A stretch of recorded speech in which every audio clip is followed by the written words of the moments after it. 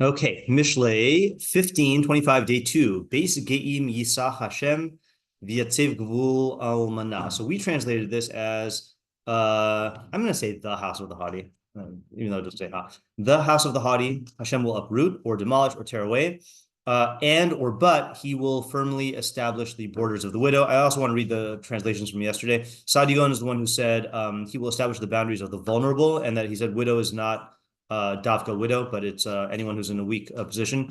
And then our scroll translated as Hashem will uproot the house of the arrogant, but he upholds the boundary of a widow.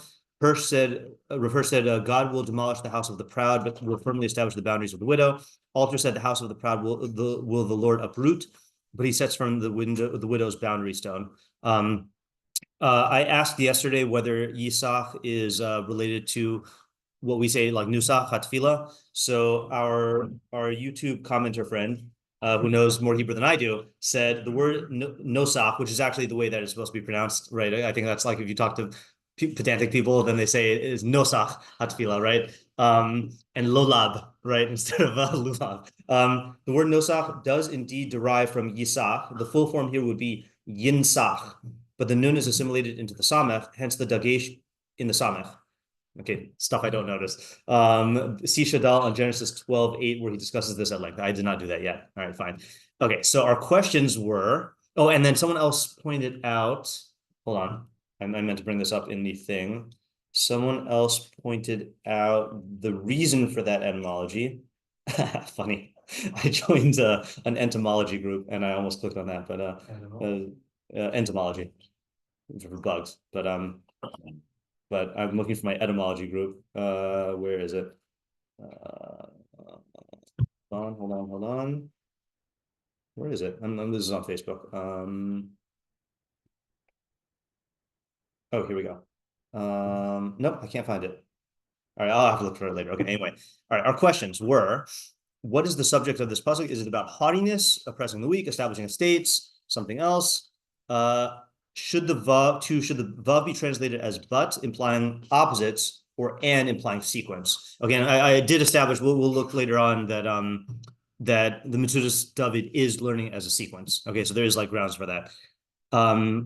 3, what are geim in this context? 4, what is bias in this context? Literal house, household, institution, legacy, something else.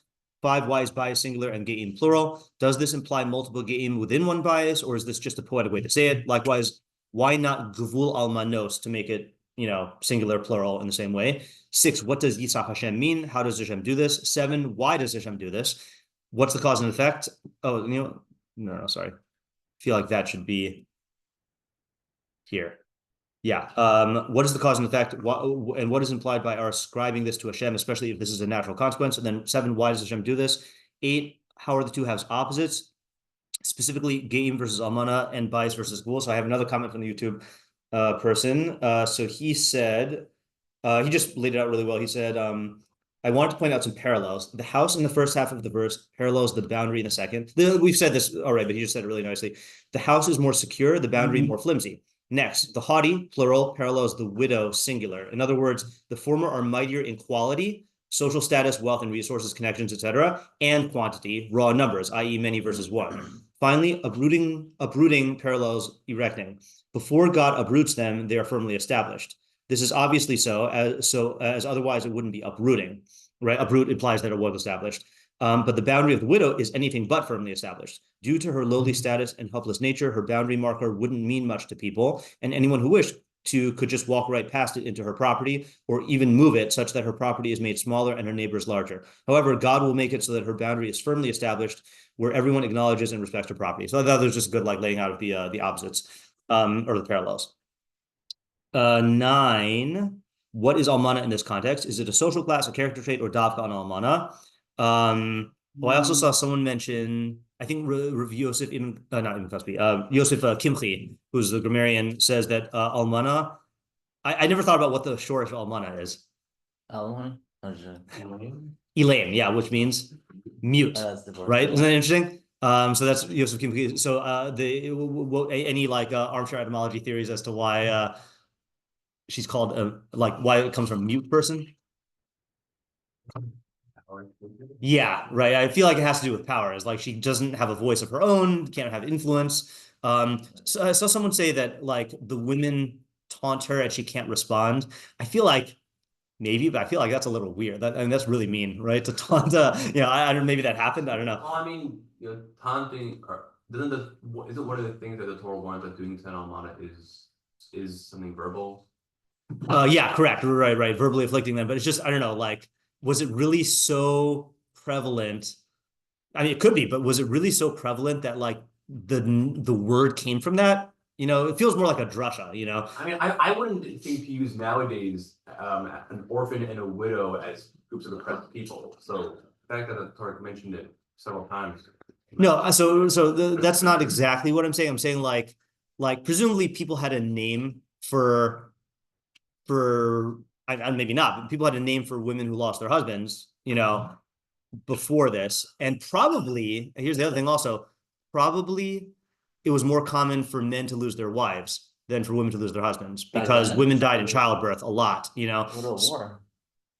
Yeah, it could be war, but war wasn't always going on, whereas childbirth is always going on. But it could be also men had multiple wives. So that could be also right. That's true.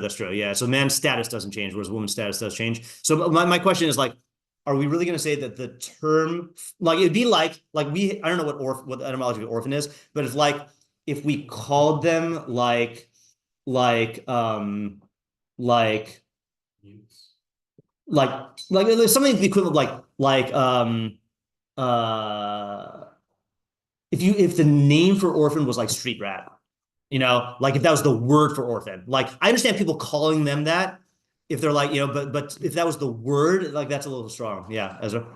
So what I understand about Almana is that like because it's a state change, that's why they're like more oppressed than like let's say a single-year-old woman. Mm-hmm. But she would also not have a voice because she doesn't have a husband. Yeah, right. So the question is like, what came first, the chicken or the state change, right? Yeah. All right. So why does the Almana deserve this? Meaning this help? How consistent or different is this from the way that Tanakh generally talks about Almanos?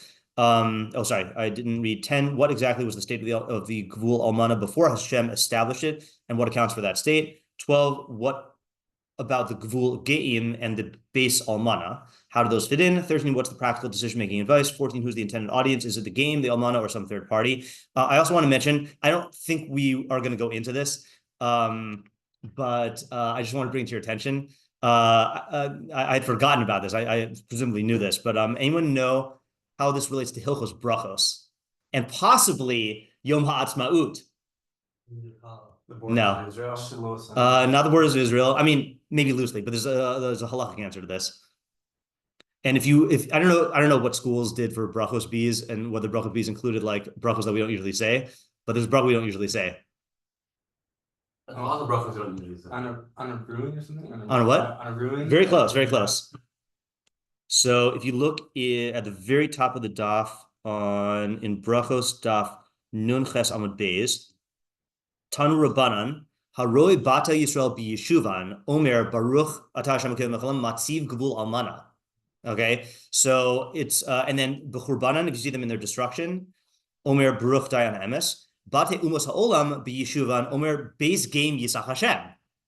Okay, right? You don't say it as a bracha. You just say, May Hashem uproot the house of the haughty. B'Churbanan, Omer Kel Nekamos Hashem Kel Nekamos Hofia. So interesting halacha. Just FYI, there's a big machlokes. So Rashi here says, again, I got drawn into this sugya this morning when I was looking into this. Rashi says, Baruch Mativ Gvul Almana, Kegon B'Yishuv Bayis Sheni, like in the settlement of Bayis Sheni. So there's a whole big kerfuffle about what that implies. So some want to say, which I don't see, I could read this into Rashi, that this is davka, you make a bracha on seeing a rebuilt Beis HaMikdash. I think that's a very, very forced read, like Bate Yisrael B'Yeshuvan. I don't know. It's funny. Wait, is the Baruch, by the way, with Shem? With the Shem and Malchus, yeah. So we are knowing to say it not Shem and Malchus because of that reading of Rashi. Okay. So because I think was it. Yeah, so that's one of the kushes on it. So the thing is also the other thing is the Rif holds. I guess his girsa. I assume it's his girsa was Bate Kinesios B'Yeshuvan, and so there's like several machlokes in there. One is it houses, or is it Beis HaMikdash, or is it Beis HaKnesses? And then is this davka in Eretz Yisrael, or is it even outside of Eretz Yisrael? And then there's another machlokes as well. So because of all these sveikos, we say it without Shem and Malchus.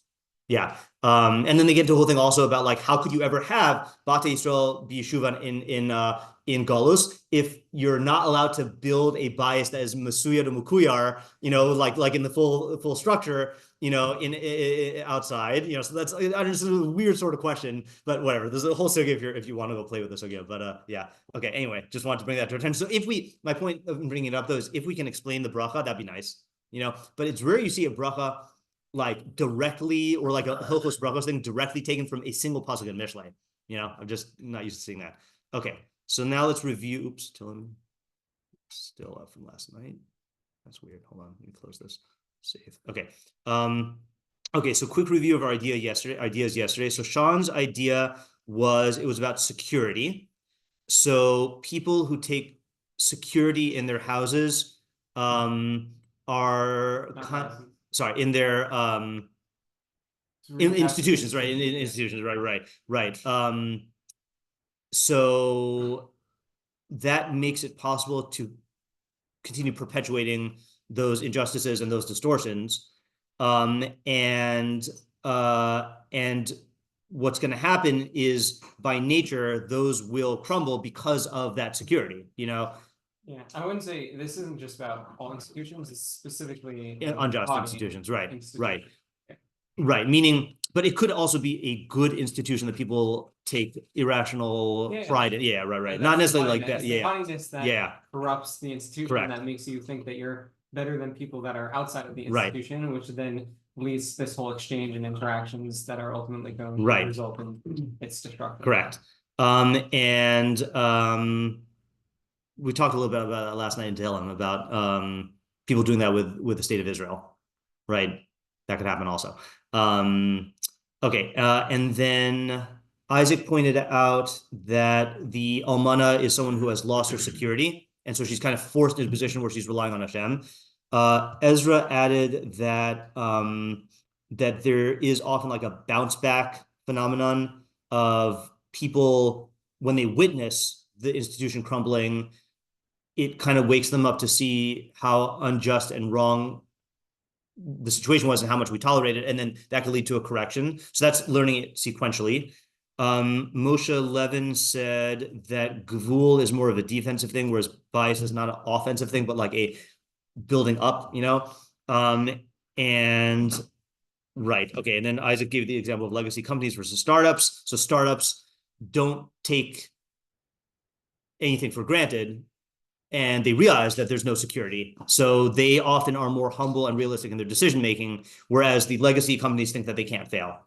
Okay, then we had completely separate approach, Oren's idea, which is that, that it's talking, base game is really about ego, right? Is really about how ego is an insatiable desire and keeps on being hungry for more and more and more. And then that is going to, they want more greatness, and then that's going to lead to their downfall. Whereas Alamana does not think at all that she's going to become great. They know that they're in a lower circumstance and that they're limited, and that's going to be a good mita to cultivate. And then we pointed out that David pointed out that you could take that on yourself and have an Almana mentality, even if you're not circumstantially an Almana. And then Ezra K. Koppel said that the reason why it uses Hashem is because this seems like a non-natural course of action. Yeah. Okay. Yeah. Now, Ariel, you had an idea. Yeah. Yeah. I don't know if it directly, has to do with the rest. But... Yeah. You might be an idea on you know what it has to do with. I was gonna say it might be an idea on Ruth, but not Mishlei. But no, go ahead. Yeah. So I just want to say that, I've been thinking a lot about the distinction between the house and the boundary and Hashem. So I think that I'm gonna use Hashem here as the he created a system. Mm-hmm. There's an objective reality in terms of how one should live life. Yeah. And I think the house is kind of like it's your security. It's your security. It's like your immediate natural security, and it's kind of like the last line of defense in terms of like barriers, breaking down, this you're the last place someone could get to you, Right. essentially. So I think haughtiness, creates this illusion of, this illusion that that you're gonna be protected in your house. I'm Yeah. like, oh, this is my house and I'm gonna be protected. But that's like that's just not in line with reality. It's not in Right. line with objective reality. Therefore, like the house that's supposed to be the most durable, most to protect the individual, it's not even gonna do anything for you. Right. It's kind of showing you like this is so powerful, and yet if you're not in line with reality, it could easily be destroyed. Right. Right. Yeah. But a boundary, it's interesting because like you could have a fence. You are the one who's putting that boundary in place. Mm-hmm. So you're actively putting it out there, but it's even though like the structure may be weak, but if you're in line with if you have humility, if you have like, I don't know, like if you're in line with reality, then like, it's not it'll that in itself can protect you in terms of like setting boundaries between you and something that may not be appropriate or whatever. Wait, so you're not talking about like an actual physical boundary? No. What do you mean by something inappropriate? What I mean is like, I don't know. Okay, an example with Russ. Okay, I was waiting for it. Yeah. Like with Russ, like she, the example with her is she, when she was like, gathering, leket. Yeah. She only gathered what was necessary. Mm-hmm. Even though taking one more Mm-hmm. would have been, she could have done that. She could have done that. Yeah. But in her mind, it's like there's like a halakhic reality of like it's still stealing. Mm-hmm. She set halakhic boundaries so that she doesn't cross that. Right. Doesn't cross that line. So I like each half, but I'm a little it feels incongruous. In other words, that bias, I understand people have an illusion about their physical bias that is going to protect them. And the example, people, it seems like, are not talking about this anymore. I don't know why, or at least I'm not hearing about it, but the whole Palisades fires, that's a metaphor. I'm using it as a metaphor. Use them as well, yeah. But that's a good example, right? Is that like people talk about it so much when it happened because people had it, like it exposed this underlying belief that if I am rich and famous and I have a nice house, it can't be destroyed. Like, it's just like, people know it can be destroyed, but like, they just thought it can't be. And there's that disillusionment. Okay, so you are using it as a metaphor. Yeah, I'm using both as a metaphor. It has to do, meaning, yeah, it's not physical. I'm not using it as okay, I think it needs to be worked on a little bit because I'm just still not seeing I'm still not, seems like a metaphor for two different kinds of things. Like, if you're saying gavul is in terms more of like mishpat or tzedakah, like in terms of stealing or righteousness, I don't see how that corresponds with the illusion of permanence of a quote unquote house. Like, no, but there are contrasts in terms of how you view it. Meaning, like the haughty individual will view his lifestyle as, oh, I'm so great, like nothing can stop me. But yeah. No, go ahead. The individual who's like the widow, like she doesn't view her lifestyle as, oh, I'm so great. She has like a boundary that can, that she uses to distance herself from something that's wrong. Yeah. But that's not. But the fact that she's in line with reality, that's what's boosting that, that distance from doing what's important. Right. So I could see it being kind of like in Oren's interpretation, if you took base game as like a person's like base Haman, like your legacy, your enterprise, which is like, should and will get bigger and bigger and bigger. Like, whereas the gavul is the limit of your influence and success and accomplishment. W, you want to add to this? A different idea? Yeah. I still feel like it needs to be worked on a little bit. I'm not quite seeing it. Specific question that's what's the subject of the pasuk and what are the two opposites? Okay. Yeah, David? Maybe not like an idea as much as just the mechanism of why this might happen. Yeah. I think as someone builds a big game, then they create, if they're building like this like big fancy showy house or whatever it can be, that you're going to get a lot of people that envy you and are jealous and start to despise you. and then people want to knock you down. Yeah. Versus when you have like a much more modest gvul almana, like something that's like not huge or crazy, Yeah. that's gonna last because no one cares. So I'm just gonna like leave that alone more so than when you're like in somebody's face. Right. Yeah, that's a good observation. I had an idea, by the way, when Ariel started talking, which is not a full idea of the pasuk, but it is interesting that a bias is a physical structure, but a gvul is a legal reality. It's marked by physical structures, but the actual gvul is a legal reality. I don't know if that matters at all. I also just wanted to going back to the Gemara for 1 second. What is the legal reality? Meaning if this is talking about territory, or not territory, if it's talking about like ownership of land, you know, like Alter said, like boundary stones, or like let's say like hasagas gvul in in halacha, and like the actual literal hasagas gvul of like moving boundary markers. So that's defined legally, like what is your property and where's your property end and your neighbors begin. That's like a legal thing, and legal realities are not physical. I mean, they pertain to physical things, but a house is a physical thing. You could destroy a house. You can't physically destroy a legal boundary. Like it's there, even if you remove the boundary stones. So I just want to throw that out. I by the way, I was thinking not to paint in broad strokes, but with the halacha about seeing the houses of Israel in their settlement, then you should say Bruch Matziv Gvul Almana. It is interesting that like if you walk around in Lawrence, I feel like it's more appropriate to say base game, of like, because I was thinking when I was thinking the Palisades thing, I was like I would never call that a Gvul Almana, like, restore Gvul. That's like excessive, not that's a halakhic argument. Okay, so we read yesterday the Metzudas David, all right, and we were not sure about the translation, but our YouTube friend confirmed the translation, which I will read in a second, but we didn't figure this out. Okay, so hold on a second here. We're going to 25. Yeah. B'makomo ya'amid gvul almana.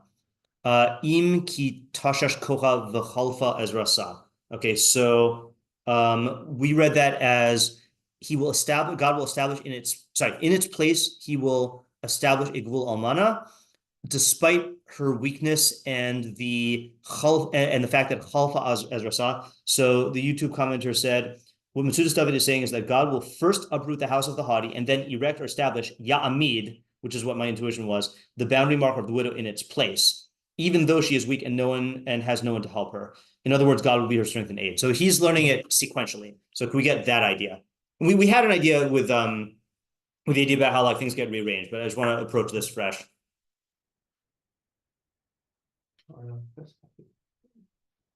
And it is interesting, he does not comment on the Yisach base game Yisach Hashem.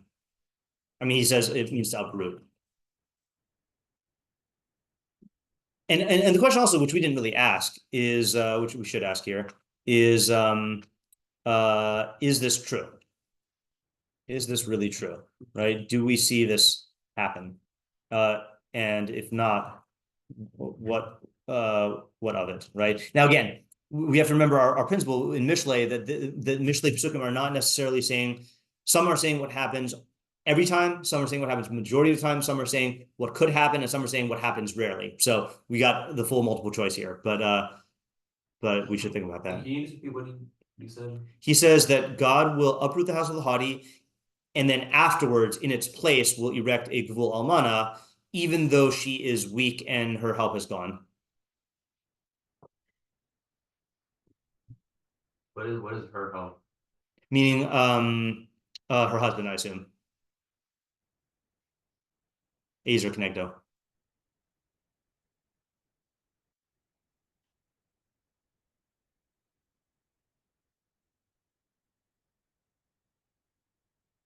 I don't understand why she has to be replacing the. I know, that's what I was thinking about also. Yeah, like. There's something poetic justice-y about it. There is, right. But is there something poetic truthy about it? Yeah.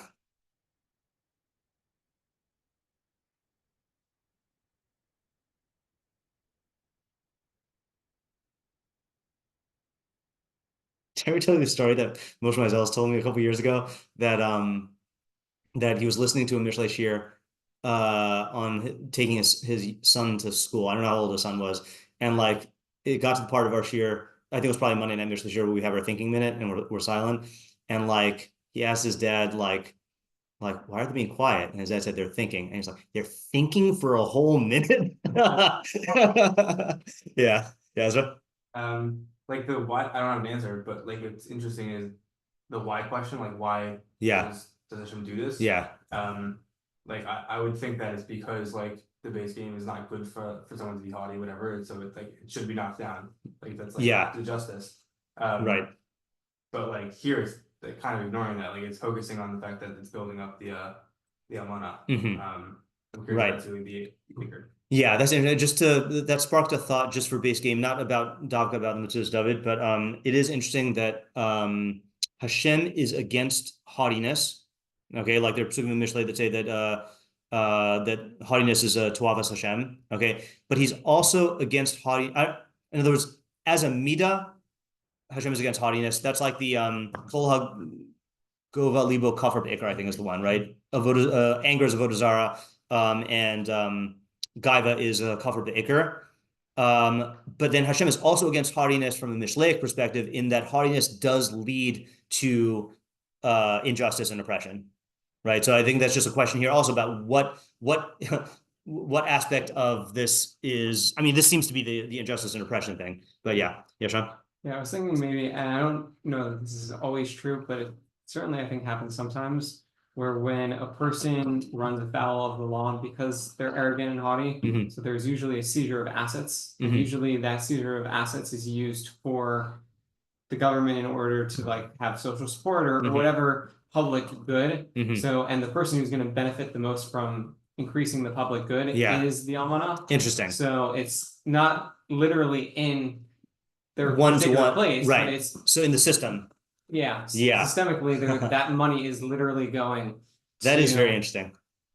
Yeah. Yeah. Different idea, or you want to comment on that? Just like about.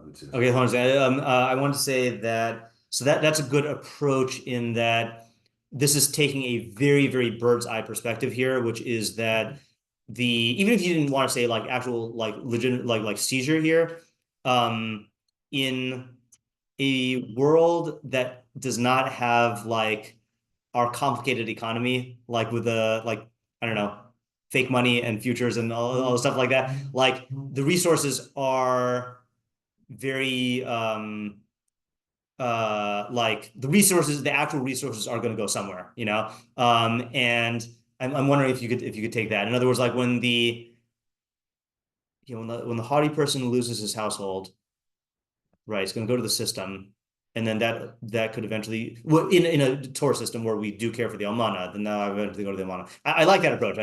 We should develop it a little bit more. But yeah, just want to say that it seems like why is it happening? Meaning, just because the base game falls doesn't mean they need to be the monster as well, almana. Right. So, and like Ezra brought the example of like the state of Israel. So it seems like one of the causes is like feeling of guilt from like both people that were either part of the base game or just onlookers. Yeah. So that will make them want to be matzudat almana, which will be beneficial, but it's not necessarily coming from like a lishma motive. Right. Yeah. Talking about like reparations. Yeah, like reparations. Yeah. Right. Reparations, not even official reparations, but just like people. I'm trying. We should come feel bad. What was it? They don't want to feel bad for either doing it or being complicit. Yeah, right. Could we come up with just a real world example of that phenomenon? I think it's just be easier if we root the intuition in that.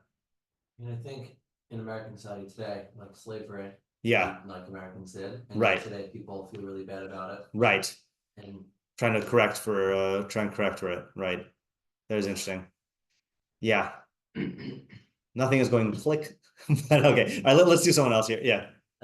Are we finished with that? Yeah. Okay, I figured it out. Okay. I figured. Okay, so I'm gonna try one more time. Okay. You have a house. Yeah. You have a boundary, and then you have a fortress.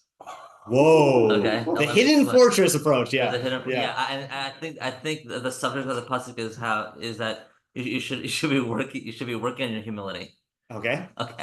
Now let me explain. Now the with the widow, you know, and the boundary, like she she had life experiences that naturally put her in a humble state, in humility. Yeah. And that in itself will get you, that in itself will help you being in line with reality in that sense, because I think Robert Marcos told me one time, it's okay to be depressed sometimes.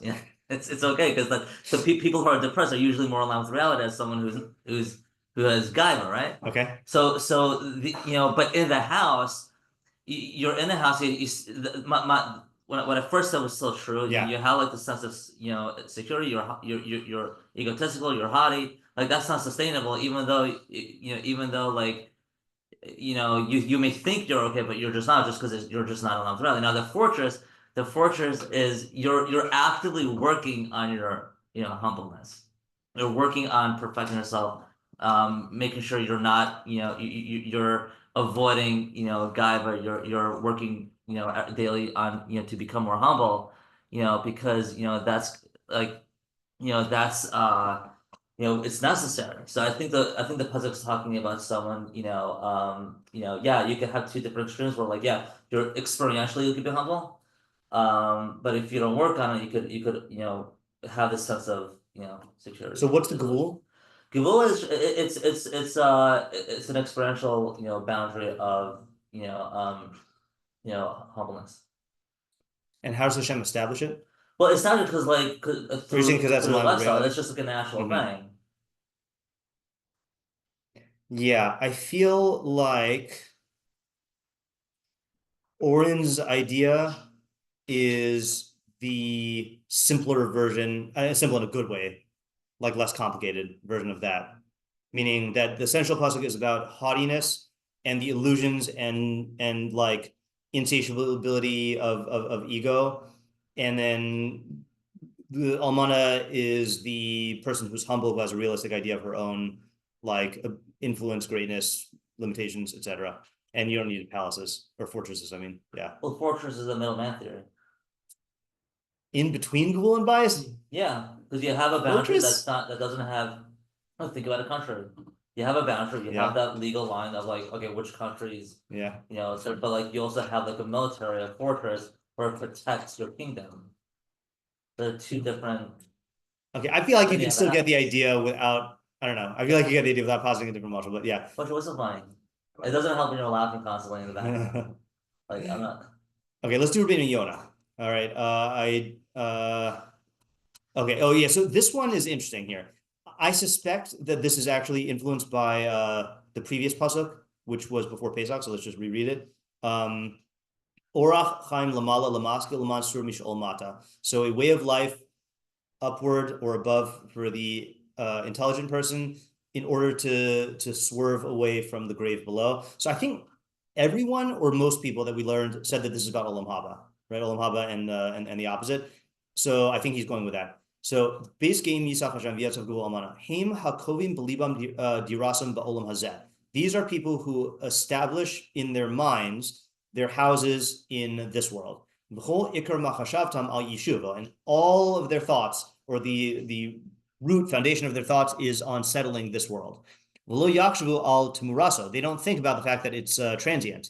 Ki'inyan shnemar kirbam batemo leolam. As it says in Tehillim, I think this means in their innermost thoughts, their houses are forever. Is that the Mizmor Livnei Korach that people say at a funeral? Anyone know? 49. It would be in the Bnei Korach zone, because that's in the 40s. Khalid. Yeah, that's the one. Yeah, that's a good one.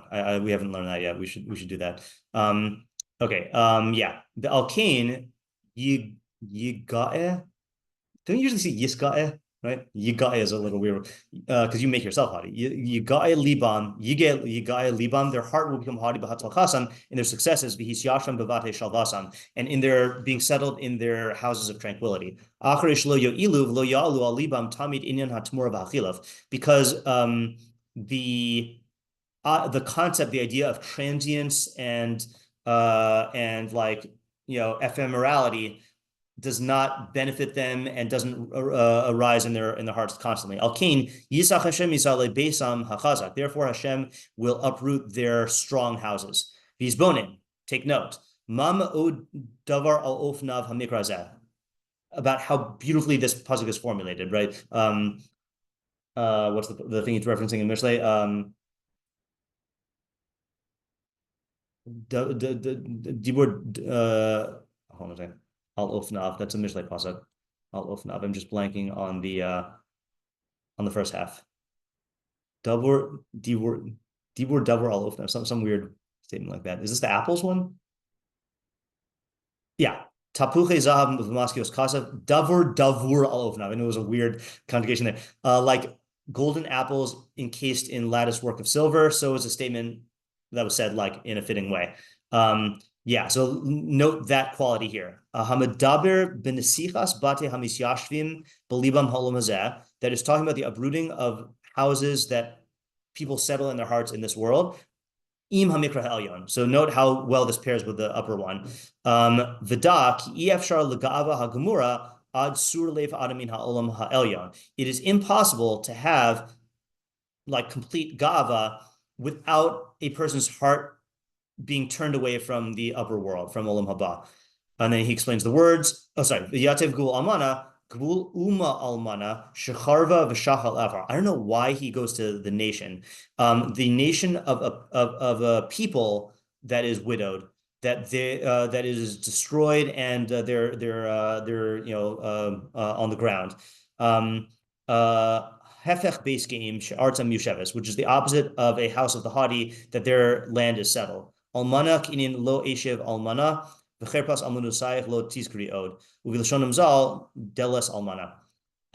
feels like someone mashed together two interpretations of Rabbeinu Yonah here that's talking about like like a nation, right? I don't know why. Yeah, we're compared to an almana. Yeah. So that, by the way, I forgot to mention that when I was doing the Gemara. Is that what's the beginning of Eicha? Right. So that's why we use the almana for seeing it's Israel and it's settling. Yeah, so I'm not criticizing the what do you call the association with the nation to an almana. It's just he didn't talk about Eretz Yisrael or the people of Israel earlier. So is he saying that like really it's base game is talking about the Umos HaOlam, and the Gvul Alman is talking about us because we make our houses in Olam Haba and they make their houses in Olam Hazeh? Like, it's just weird he didn't say that more explicitly earlier. So what's his idea here? His main idea. And this is different than what any of us said, because he's tying it to the previous pasuk. Just pshat-wise, just to summarize here, right? He's saying that the mistake here is thinking that your house will, thinking that Olam Hazeh is the ikkar, and then building everything up here and not thinking about the fact that everything here is impermanent, versus realizing that there is an eternal existence, but that's in Olam Haba, and everything you do here should be calculated towards building that up. Yeah, Ezra? Yeah, I was waiting for him to quote the pasuk, oh, yeah? Interesting, yeah. Yeah, a lot of people. I was waiting for him to quote Koheles. Yeah. So what's the let's just get to see what the main idea is or the practical application of this. Because I feel like this is it's like a fairly common idea, but what do we get out of the uprooting the house and the establishing the gavul? I mean, one interesting thing here, by the way, is that the Jew or the person who prioritizes Olam Haba will still look like an almana by the standards of people. It's just that she will have a firm gvul, meaning that she's still poor because she's not investing in Olam Hazeh, but there is a firm chelek that she has in Olam Haba, whereas the base geim, it is describing the objective reality. In other words, I think he's saying with the base game, I mean, I don't know what he means when he says that God will destroy their strong base game. I don't know if he means that like during their lifetime, then they will see that crumble, or if he just means that the nature of the world is such that batim, are temporary, Yeah, Oren? It seems like this is like in terms of maybe practical advice, it seems like this is like a perspective shift on economic downturns that might happen in your life, or on just the broader state of gulut in general, where instead of thinking of these things as like flat negatives, Yeah, Instead, you think of them as like, no, actually, this is an opportunity to refocus myself on what really matters. I right. lost all that money, but That's good. money doesn't. What? Who cares about money when this is the thing that really matters. Right. Yeah. I think that's a good way to put it, right? In other words, that this is basically people are inevitably going to measure their success and failure by a metric, and the temptation is to measure it by the metric of the physical permanent attainments you have here. But if you remind yourself that these things are all temporary and that the real attainments are not visible, and that they're in Olam Haba, and that to the contrary, for many people, by investing in this world, you're actually like taking away from the true investment in Olam Haba, either because you're devoting time and energy to building up your physical wealth here, or because of all the reasons we said about you're getting further and further from reality, and you're feeding bad mitos, all the other stuff here. So really, you can take pride in the fact that, like, not pride in an irrational way, but like if you care about like Kim Bezosis halal hamis halal haskel viadosi, right? That if you're gonna boast, then like you should take pride in the fact that your success is not visible and measurable, but it's permanent, and it's in the next world. I have an example, but I won't record it. I don't think she cares, but I'm not gonna record it anyway. Okay, now with that, we don't have that much time, but I want to go to the Meiri's derech nistar. Okay, so he combines this with the next pasuk. So spoiler alert: To'avas Hashem machshavos ra utahorim imrei noam. Okay, so whatever that means, I'm not going to translate because we'll learn it next week. So Meiri, derech nistar is on the next page. Derech nistar tachlis hachachma yikare bayis. So when he says tachlis hachachma, I think he means like the utmost extent of chachma, or like the highest level of chachma is called bayis. Because that's the eternal dwelling for the house. Gvul, what? Sorry, for the soul. Yeah. Gvul hu k'mosade. Gvul is like a field. V'hu kodem bisman lebayis. It comes prior to the house in time, right? You need land, and then you can have a house on land, all right? In the normal way of things. The efshar shu remez l'shleimus hamidos. It's possible that the field is reference to perfection of midos. Okay, this is classic Meiri, saying that you need perfection of midos before you need perfection of intellect. Okay, and this is going to correspond to our Q&A from last week. Oli adias hativios, or it's talking about knowledge of natural phenomena. All right, science, natural philosophy. Shein kodmos bisman lelokios, which comes before metaphysics. Kamosha bishin nivaer the pasuk hachin bachutz malachtecha v'atada besadel. Wait, I don't know where to punctuate this. 24, 27. We've done this. Yeah. 24, 27. Hachim bachutz malachtecha v'atdah basade lach. Achar ubanisi beisacha. Yeah. So prepare outside your work and set it up in the field for yourself, and then afterwards build your house. Right. First land, then house. The Amar shehamisnagdim, and it's saying that the misnagdim, okay, not the anti-Hasidic misnagdim, but the misnagdim mean the philosophers, okay, the bad philosophers. The Hemanikram Geim, they're called the Haughty. Liosam Negazmim umisparim lios kol inyanehem behekesh u'motis. So again, classic Meiri. These are people who are exaggerated, and they glorify themselves by saying that everything they have is provable by logic and by rational proof, right? So again, basic Meiri here, which is that Meiri is pro-philosophy, but knows that not everything can you prove through philosophy. You need revelation for a basis of certain things. So even their houses, Ratzalomar Tachlis Chachmasam, the what do you call it? Like their prime Chachma, Yisak Hashem will uproot. Valmana Nigzar Milashim Ilaim. Okay, that comes from mute, shiflus, and that means lowliness. Who are